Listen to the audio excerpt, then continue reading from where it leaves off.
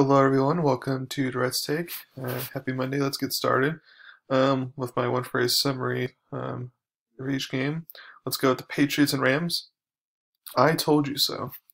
Now I said on this show last week I was not going to jump on the Patriots bandwagon unless they beat the Rams because I knew they would struggle against the Rams, which is a top 5 defense.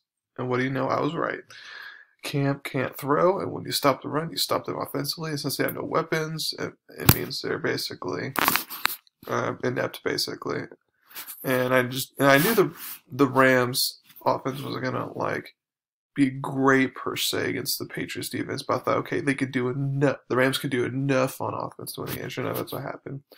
Man, I'm loving when I'm right. Broncos versus Panthers. Is this rebuilding or a coaching issue?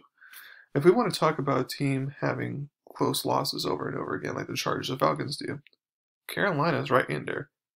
At least more than half their games have been close. Now, with the blown leads and the close games, we fire the Atlanta coach, and we're about to fire the Chargers coach.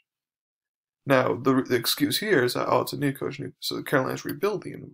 Well, next year, if this happens again with all the talent that they have, especially coming back next year and another good draft, if this happens again next year with a bunch of close losses, then we gotta stop and think, okay, maybe this is not because of rebuilding and because maybe the coach is not the right one. So that'll be kind of interesting to see what happens going forward next year. Texans versus Bears. Too little, too late. The Bears finally came out with that energy, like, we're going to get the W, we're going to smash you, blah, blah, blah, and it looked and showed. I know Houston's not a great team, but still, they've been playing well recently, and Chicago just destroyed them. Now, the reason why I say too little, too late is because the Bears have to win out to make the playoffs, and I don't think that's feasible, in my opinion. But we'll you never know, I could be wrong, but yeah, that's what we're looking at this point. So too little, too late. Cowboys versus Bengals. Don't get cocky.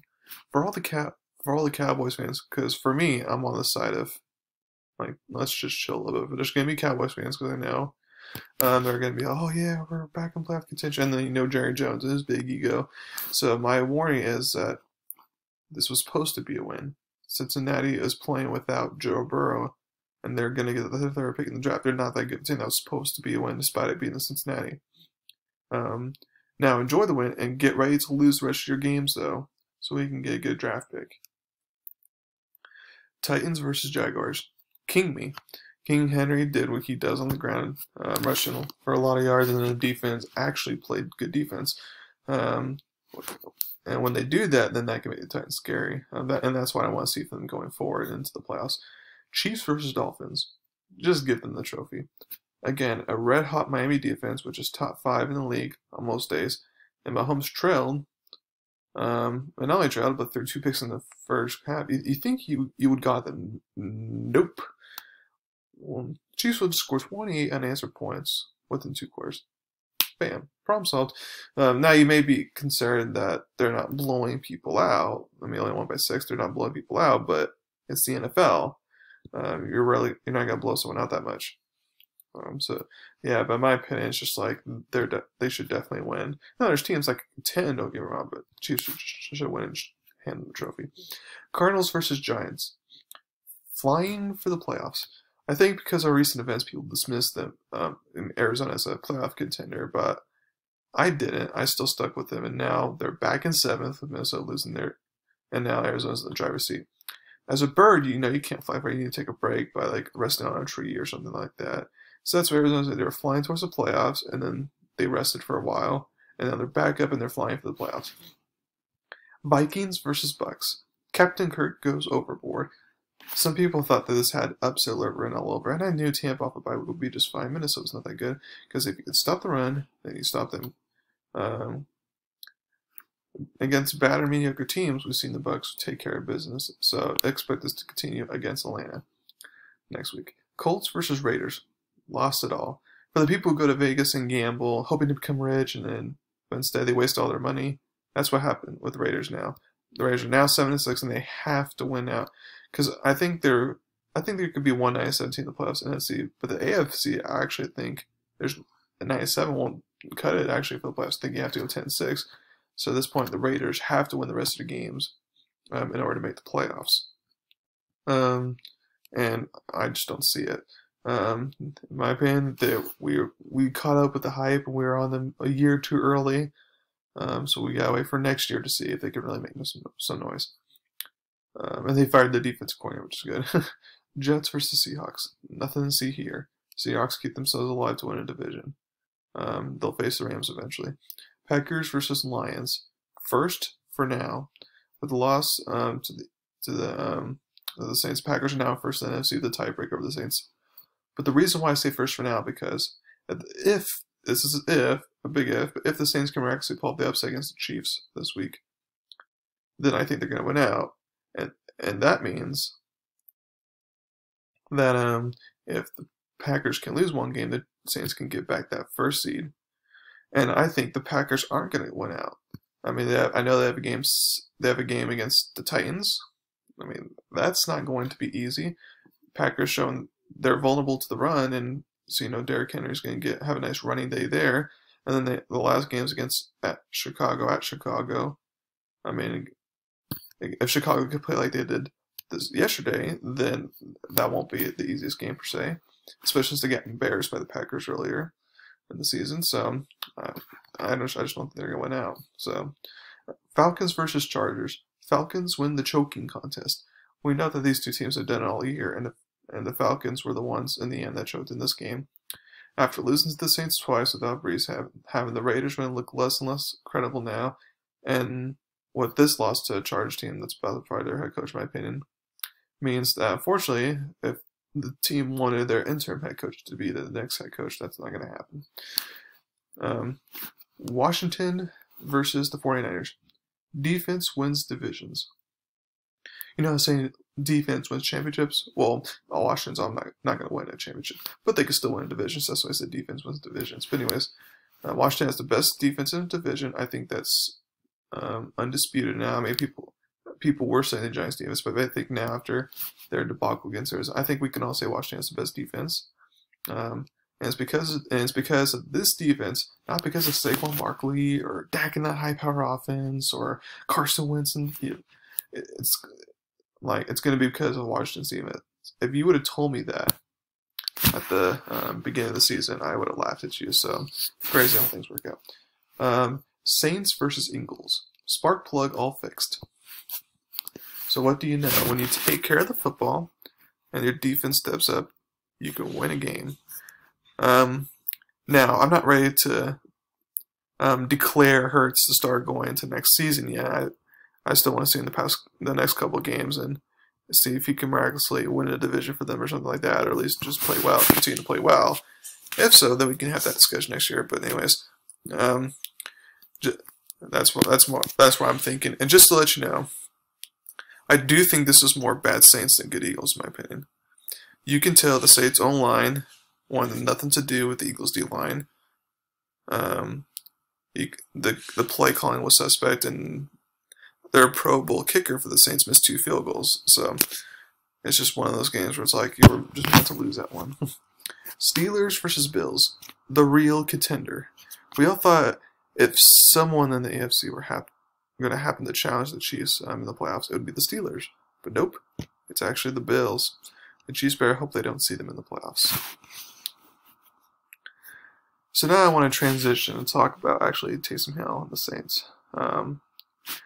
Because it's been very interesting to see him start the past 4 games, and it's going to be very interesting to see the comments after today with his first loss, because there's so many mixed emotions about it. There's some people saying, "Oh yeah, he can definitely be the heir apparent. He could definitely start," and then there's some people who are like, he's okay. I mean, really good backup. I'm not sure about starting. He's just okay."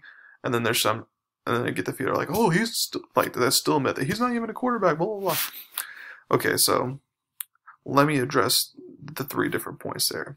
So the fact that he's not QB, just stop that. He's a QB. He played QB in high school. He played QB in college. He's playing QB right. He can play quarterback. So let's just dismiss that notion And I think the analysts who say he's not a QB are idiots, in my opinion. Not to be rude, but that's what I'm thinking. And now for the people who say he can't be a starter. I actually think that obviously with time that he potentially can, because what I'm seeing for Taysom is that he's definitely not like a Tim Tebow, because Tim Tebow really had to rely on his legs and he could not throw the ball as well as Hill can. So I don't think you have that type of situation going on. And again, with the head coach and Sean Payton, with those weapons on offense, and with the good culture overall and the good GM stuff, it's a situation where Taysom can thrive and he could become the starter. I feel like he will continue to progress, in my opinion. And now also you have to look at it this way. So you got three categories. You got the people who obviously are better than Taysom. Then you got the people where, okay, this is debatable. And then there's some that are like, oh, actually, he's better than them. So when I look at all the starting quarterbacks who started at least 4 games, obviously there's the ones like Mahomes, Rodgers, Wilson, Stafford, Brady, Breeze, Ryan. There's a bunch of those that okay, yeah, they're obviously better. But then there's some that are like, maybe you have to think otherwise. Like, for example, Cam Newton. Based on this season, I would take Taysom Hill over Cam Newton at this point. Cam Newton sucks right now. Or let's say Drew Lock or Taysom Hill. It's like, well, they both had turnover issues, but I feel like Drew Lock's turnover issues actually worse, which is ironic, but worse than Taysom's turnovers. And I just feel like Taysom Hill right now is better than Drew Lock. Now let's go maybe Alex Smith. I mean, yeah, Alex Smith's gotten some wins, but it's definitely because of the defense there. And I mean, he's kind of one-dimensional. He can't run. He has to have a clean pocket to throw, or else he's going to get all antsy and get sad. Because I mean, I would be worried about it if I were him as well. It's like Andy Dalton. Well, Andy Dalton definitely needs a good O-line in order to be productive, because with that one, he sucks. And then, so there's just like a couple of those other quarterbacks where it's like you can have debates. And after looking through those debates, I'm like, if you make a top 20 list of QBs who start at least 4 games this season, Taysom Hill would actually be in that list. Now, not very high on the list, but he would be in that list. And in my opinion, if you could be on that top 20 QB list, that means, okay, you can start in this league. You're a starter, in my opinion. Now, for the people who say he can or can't be franchise QB, now that one, I don't have much of an argument for, because it's too early. He's already 30. I understand the arguments for that one, and I can't really defeat that one right now. But for me, I'm not advocating he should be the franchise quarterback for 10 years. I'm not saying that he could be like a Teddy Bridgewater. Just have him start for 2-3 years, and then draft a quarterback for to replace him in the future. Unless you want to go James Winston, but I feel like you're better shots to draft a better quarterback than James Winston. But anyways, so just have him be the quarterback for 2 or 3 years, still kind of be relevant, and then bam, you draft a good quarterback, and then you can go from there. So that's why I feel like should happen and can happen. But anyways, so that's it for today. I'll be going over on Wednesday reactions to the top 25 for college football, and going over some bowl projections, as well as some bowls are actually starting to get finalized already. And so thank you very much for listening to my podcast today. Please subscribe to my channel to learn more about me. Thank you very much. You all have a wonderful day.